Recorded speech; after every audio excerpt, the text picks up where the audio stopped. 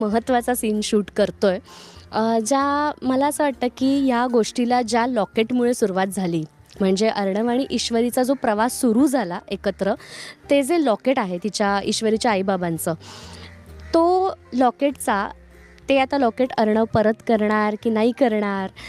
कारण ईश्वरीने त्याला ₹50,000 द्यायचे आहेत आणि मगच तो ते लॉकेट परत करणार आहे. तर तो परत करणार आहे का? ते परत केल्यानंतर काही ट्विस्ट येत आहेत सीरियलमध्ये ज्यामुळे अर्णवचं वागणंच पूर्ण बदलतं आहे. तर ते काय आहे, नेमकं काय आहे हे तुम्हाला बघायला मिळणार आहे आणि खरंच ते खूप इंटरेस्टिंग आहे. म्हणजे आजपर्यंत तुम्ही असा अर्णव बघितला नाही आहेत, असा अर्णव आता तुम्हाला बघायला मिळणार आहे. ईश्वरी त्यासाठी खूप कन्फ्यूज आहे की नेमकं अर्णव राजा शिर्केला झालं आहे काय?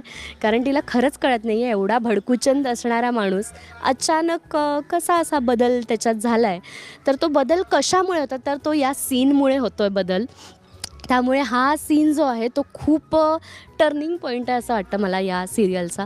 त्यामुळे तो आता शूट करताना मजा येते. काही ट्रिकी गोष्टी आहेत याच्यामध्ये, त्या तुम्हाला एपिसोड बघतानाच कळतील.